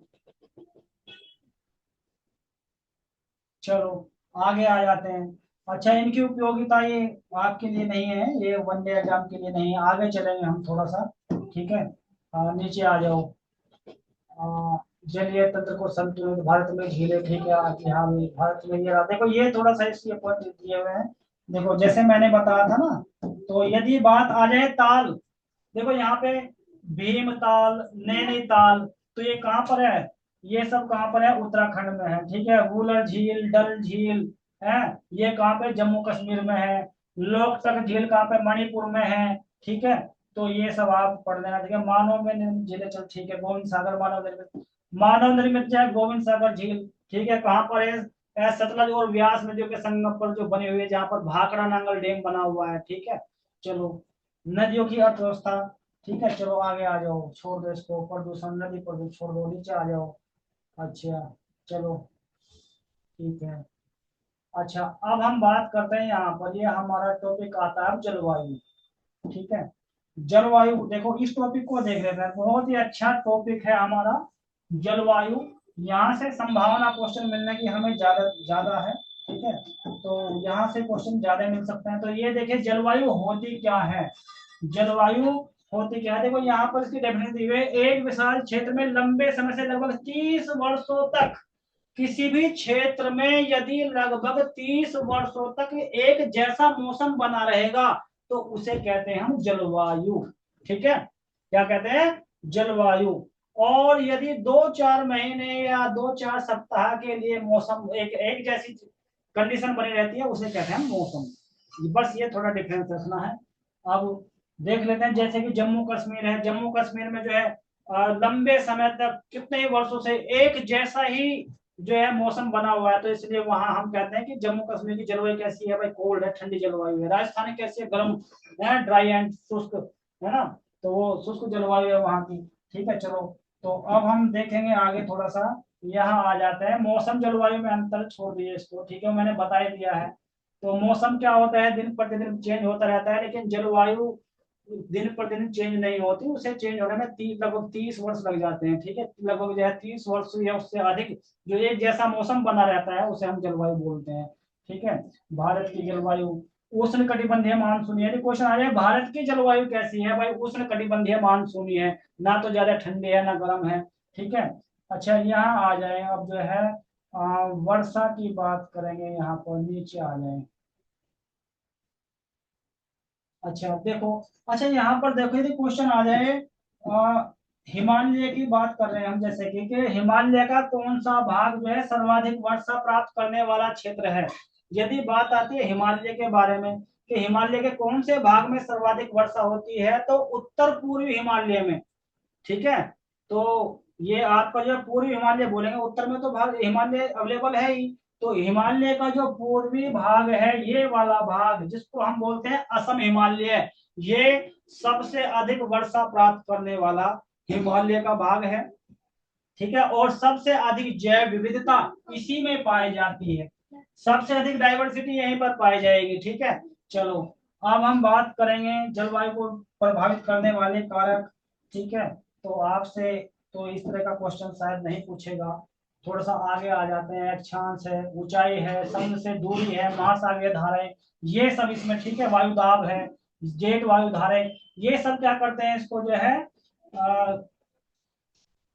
प्रभावित करते हैं। अच्छा, जेट वायु धाराएं क्या है, थोड़ा सा इसके बारे में देख लेते हैं। जो जेट वायु धाराएं है ना, ये जेट वायु धाराएं क्या है भाई, जो हमारा जो है आपने देखा होगा सर्दी के बाद जब बसंत ऋतु आती है, लगभग जब फरवरी या मार्च के आसपास, तो आपने काफी तेज हवाएं चलती हुई देखे होंगे ऊपर आकाश में, और काफी तेज आवाज आती है, हमें सह सह की आवाज आती है चलने की, लेकिन इतनी तेज हवाएं हमारे पास नहीं चल रही होती जितनी आवाज आती है। तो ये वायु धाराएं होती है, इनकी आवाज हमें आती है, ठीक है। तो ये जो है, ये कितने इनकी गति होती है, 110 किलोमीटर प्रति घंटा होती है, 110 किलोमीटर प्रति घंटा होती है, और लगभग 10 से 12 किलोमीटर की ऊंचाई पर ये चल रही होती है, ठीक है। चलो, तो आगे देखेंगे, ठीक है। आगे आ जाते हैं, उष्ण कटिबंधीय अभिसरण क्षेत्र।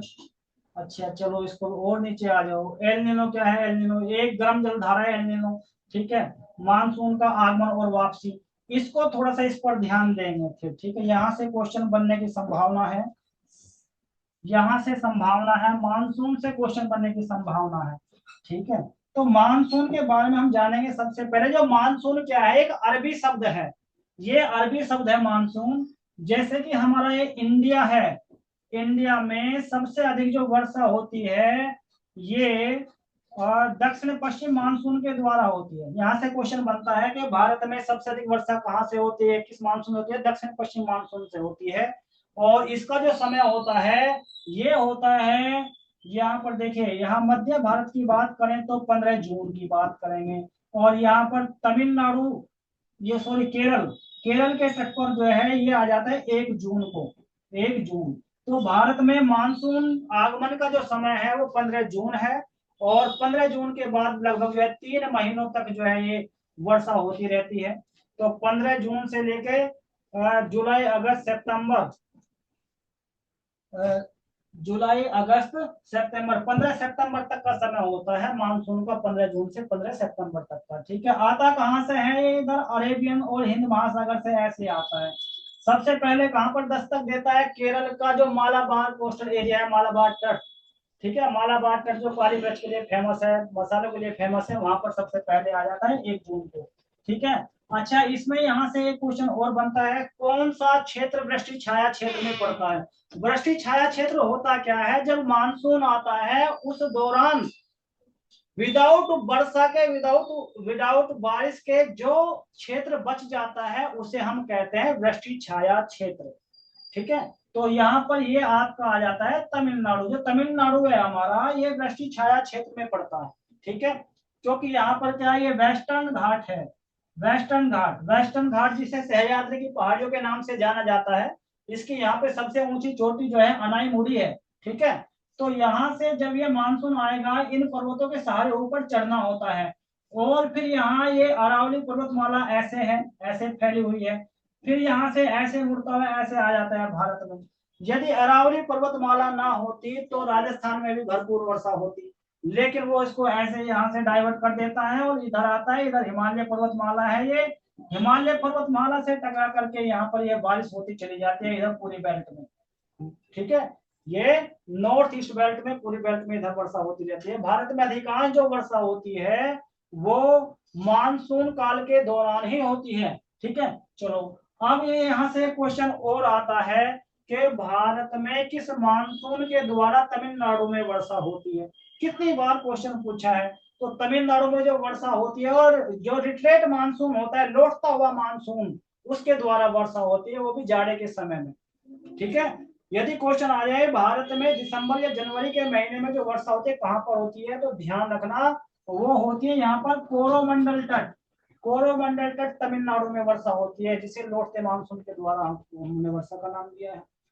अब एक बात याद और रख लेना, यदि क्वेश्चन आ जाए महावट, ये महावट क्या है? तो महावट जो है यहाँ पर, ये यहाँ पर जनवरी फरवरी में, जो आपने देखा होगा हमारे यहाँ वर्षा होती है जनवरी फरवरी में। ठीक है ना, जाड़ों के समय में हमारे यहाँ उत्तरी भारत में भी एक वर्षा हो जाती है। तो उत्तर भारत में जो वर्षा होती है उसे महावट कहा जाता है, जो सर्दियों के मौसम में होती है जनवरी फरवरी में। ये मानसून कहाँ से आता है? ये भूमध्य सागर से आता है। यहाँ पर भूमध्य सागर है ना, मेडिटेरियन सी, वहां से निकल करके आता है। यदि क्वेश्चन आ जाए भारत में कौन से क्षेत्र में भूमध्य सागर के द्वारा वर्षा होती है, या भूमध्य सागर से आने वाले मानसून से वर्षा होती है, तो वो होती है उत्तरी भारत। आपका आ जाएगा पंजाब, हरियाणा, उत्तर प्रदेश, दिल्ली। क्वेश्चन अभी एग्जाम हुआ है, जो यूपी पीसीएस ने भी एग्जाम लिया है, उसी में ये क्वेश्चन पूछा गया है। ठीक है ना, और दोनों क्वेश्चन उठा लिए उसने। ये यहाँ पर ये कोरोमंडल वाला सर्दी के, दक्षिण भारत में सर्दी में वर्षा कहाँ कहाँ पर होती है, और उत्तर भारत में जो वर्षा होती है वो कहाँ से मानसून आता है, इस दोनों क्वेश्चन उठाए इसी बार। अभी आप उठा के देख लेना, 27 जो जुलाई का एग्जाम हुआ है, यूट्यूब पे अभी पेपर पड़ा हुआ होगा, देख लेना, चेक कर लेना बच्चों। ठीक है, तो ये जो वर्षा होती है यहाँ पर, ये भूमध्य सागर के द्वारा होती है उत्तरी भारत में, और से कहा जाता है महावट। ठीक है, और एक और बता देता हूँ, एक होता है चेरी ब्लॉसम। भाई चेरी ब्लॉसम क्या होता है? कर्नाटक में, हमारे कर्नाटक में जो है कॉफी की प्रोडक्शन सबसे अधिक होती है कर्नाटक में। ठीक है, तो यहाँ पर कर्नाटक में जो वर्षा होती है, ठीक है, जो वर्षा होती है मार्च अप्रैल में, इसे कहा जाता है चेरी ब्लॉसम। क्योंकि जो कॉफी के जो फूल होते हैं, कली होती है, उनको खिलाने में ये वर्षा बहुत ही मददगार होती है। एक होता है आम्रवृष्टि।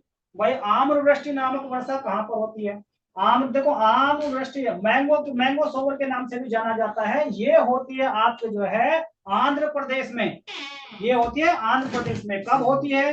तो ये होती है आपकी जो है मार्च के महीने में। ठीक है, मार्च और अप्रैल के महीने में। ये आम को पकाने के लिए जो है कारगर होती है।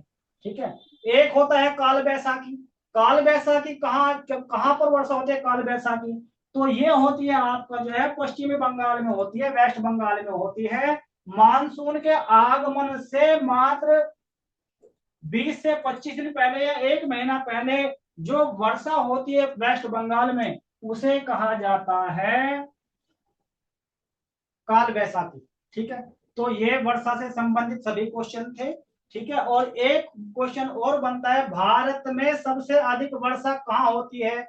तो वो होती है मौसिनराम मेघालय। मेघालय में सबसे पहले क्या था, चेरापूंजी में ज्यादा वर्षा होती थी, लेकिन अब चेरापूंजी की जगह अब जो वर्षा होती है मौसिनराम में होती है। वहां पर सबसे अधिक वर्षा होने का जो कारण है, वहां है 3 पहाड़ियां हैं, गारो, खासी, जयंतिया। अब इधर से जब मानसून जाता है, एंटर तो कर जाता है, लेकिन वहां से वापस नहीं आ पाता भाई, वहां से वापस नहीं निकल पाता। तो इसलिए महीनों तक वो जो मानसून होता है वहीं पर घूमता रहता है और वहां पर वर्षा होती रहती है। ठीक है, तो सबसे अधिक वर्षा वाला स्थान कौन सा हो गया भारत में? तो स्थान की बात करें तो वो हो गया मौसिनराम मेघालय। सबसे कम वर्षा वाला स्थान क्या है? वो जैसलमेर है। ठीक है, तो ये यहाँ से हमारे क्वेश्चन बनते हैं। चलो अब हम आगे चलते हैं। मैं तो ये कहता हूं कि आप जो है थोड़ा सा यदि ध्यान पूर्वक इन क्वेश्चन को सुन भी रहे होंगे, तो भी मैं तो ये कह रहा हूं कि आपके याद हो जाएगा, साथ साथ याद होता जाएगा, ज्यादा समय नहीं है आपके जो है पेपर में। ठीक है, तो ये सारे क्वेश्चन साथ साथ याद होते जाएंगे। बाकी जो थोड़ी बहुत कमी रह जाएगी वो हमारी आप जो है पीडीएफ में से आप कर लेंगे, उसको देखते रहेंगे। ठीक है, लेकिन जो समझना बहुत जरूरी है। ठीक है, चलो अब यहाँ पर हम देखें मानसून का फटना क्या होता है भाई। सब जानते हैं मानसून का फटना, यदि यदि एकदम चक्रवाती वर्षा हो जाती है, तेज वर्षा होती है हो जाती है, उसे मानसून का फटना कहते हैं। अच्छा चलो अब मैं एक और बता देता हूं आपको भाई, वर्षा के प्रकार बता देता हूं आपको। ये तो हो गया वर्षा के प्रकार, और देख लेते हैं। ठीक है,